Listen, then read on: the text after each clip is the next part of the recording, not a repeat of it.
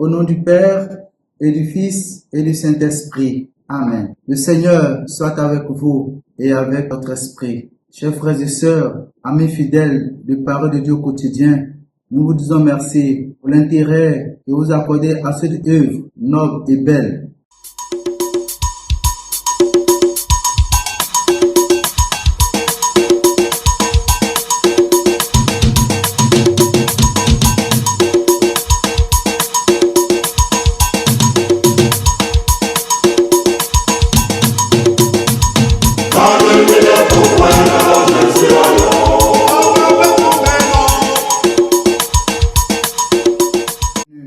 Frères et sœurs, aujourd'hui nous célébrons le deuxième dimanche de Carême.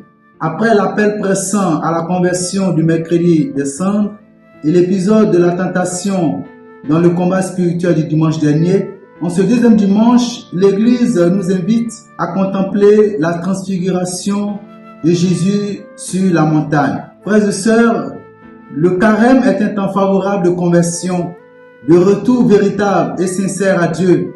Mais c'est aussi un chemin de foi, d'espérance conduit par la charité.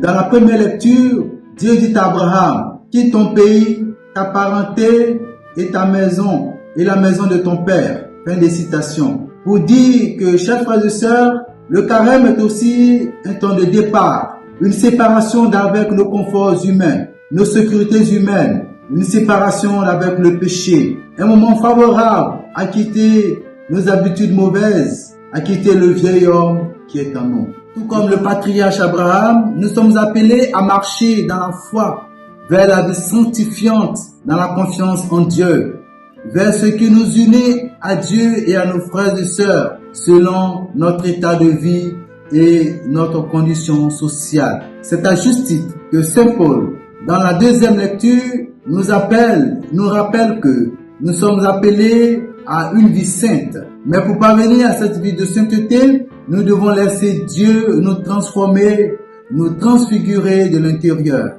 Et justement, dans la part de l'Évangile, il est question de la transfiguration de Jésus sur la montagne. Cette transfiguration se produit en présence de 3 de ses disciples, en l'occurrence Pierre, Jacques et Jean.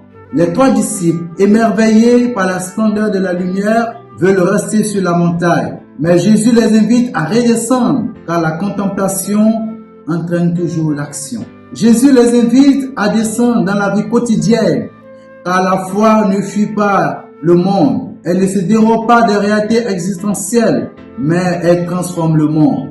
La montagne dans la Bible symbolise le lieu de rencontre avec Dieu. Pour nous aussi, le temps de carême est une montée dans la prière, une montée vers la conversion du cœur. Toute montée, chers frères et sœurs, demande un effort. De même, la conversion demande un combat intérieur.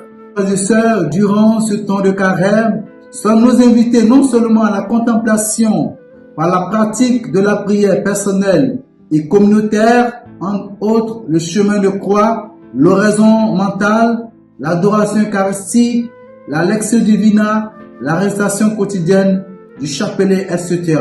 Mais ce temps est aussi pour nous une occasion de manifester notre solidarité, d'être sensibles aux cris de nos frères et sœurs qui demandent aide et assistance par le partage et la charité inconditionnelle. Chers frères et sœurs, bonne montée vers Pâques à toutes et à tous, fructueux et saint temps de carême 2026 et que Dieu vous bénisse. Amen.